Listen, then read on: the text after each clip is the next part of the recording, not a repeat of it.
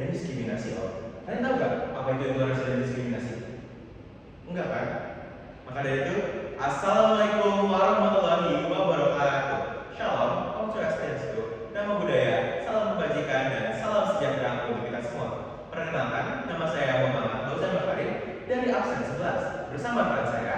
Perkenalkan, nama saya Kadiana Kamasasula dari absen 7. Perkenalkan, nama saya Puan Syamemi dari absen 17. Dan pada hari ini kami akan menjelaskan apa itu diskriminasi maupun intoleransi dan apa aja permasalahan-permasalahan yang akan timbul melalui diagram ATHG. Selain itu, kami juga akan memaparkan solusi-solusi dari setiap permasalahan dalam diagram ATHG atau ancaman, tantangan, hambatan, serta gangguan. Dan mari kita mulai dari apa itu intoleransi. Intoleransi adalah sikap yang tidak menghargai karena adanya perbedaan, sedangkan diskriminasi adalah tindakan yang tidak adil karena adanya perbedaan tersebut. Lalu pada diagram ATHG yang pertama ada ancaman. Pada ancaman di sini masih belum ada tindakan fisik maupun tindakan nyata, tetapi munculnya skala negatif dan juga skala dan prasangka buruk. Lalu yang kedua, sinyal awal tidak sukaan antar sama atau salah. Dan pada ancaman ini situasi masih terbilang normal dan baru muncul kekhawatiran. Lalu apabila pada tahapan ancaman ini tidak diselesaikan atau tidak ada solusinya, akan terjadi ke tahapan selanjutnya, yaitu tahapan tantangan. Dan pada tahapan tantangan ini sudah mulai ada pihak kedua atau pihak ketiga yang mampu memperkeruh permasalahan tersebut. Dan pihak luar yang sangat sengaja memprovokasi atau menghasut. Lalu munculnya ajakan-ajakan boykot atau iming-imingan imbalan bentuk diskriminasi. Dan pada tahapan ini aktivitas tergolong berjalan biasa, tapi benteng sosial mulai goyah. Lalu, pada kondisi tingkat hambatan tersendiri sudah terjadi diskriminasi nyata yang merugikan hak dasar. Lalu, perundungan atau bullying massal atau pemecatan sepihak karena identitas, dan juga situasi menjanggal dan dampak negatifnya mulai meluas ke lingkungan sekitar. Dan kondisi pada tingkat gangguan sudah terjadi tindakan kriminalitas nyata seperti persekusi, perusakan fisik dan juga penyiksaan.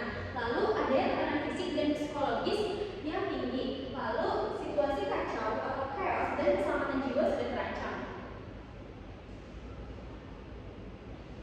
Berikut ada beberapa solusi pada tingkat ancaman. Yang pertama yaitu edukasi multikultural. Pada edukasi ini adanya masukan inklusi atau toleransi pada sekolah dan juga kampus agar siswa-siswi dapat teredukasi dan mengetahui apa itu pentingnya toleransi. Dan yang kedua adalah literasi digital. Literasi digital ini bertujuan untuk mengedukasi masyarakat agar tidak mudah termakan hoax berita sara. Dan yang terakhir adalah dialog lintas kelompok. Dialog lintas kelompok ini bertujuan untuk mengadakan forum silaturahmi agar tidak terjadi kesalahpahaman dan agar bisa menyelesaikan masalah dengan cara musyawarah. Dan solusi pada tingkat tantangan sendiri yang pertama yaitu konfrontasi. Hal ini seperti tokoh masyarakat yang menyebarkan berita menunjukkan agar konflik tidak terus-menerus melarut dan aktifkan forum kerukunan. Ini bertujuan untuk mengoptimalkan kinerja PKUB dan juga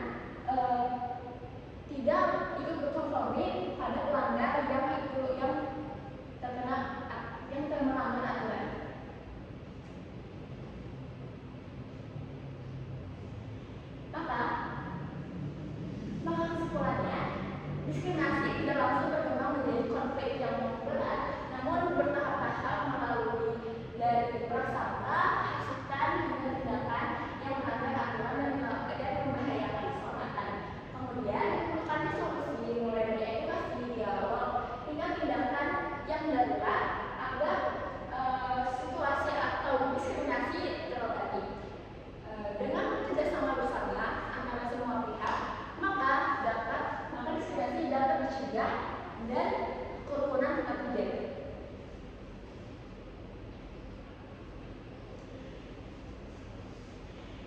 Sekian dari kelompok kami. Terima kasih atas perhatian teman-teman dan Bapak Guru.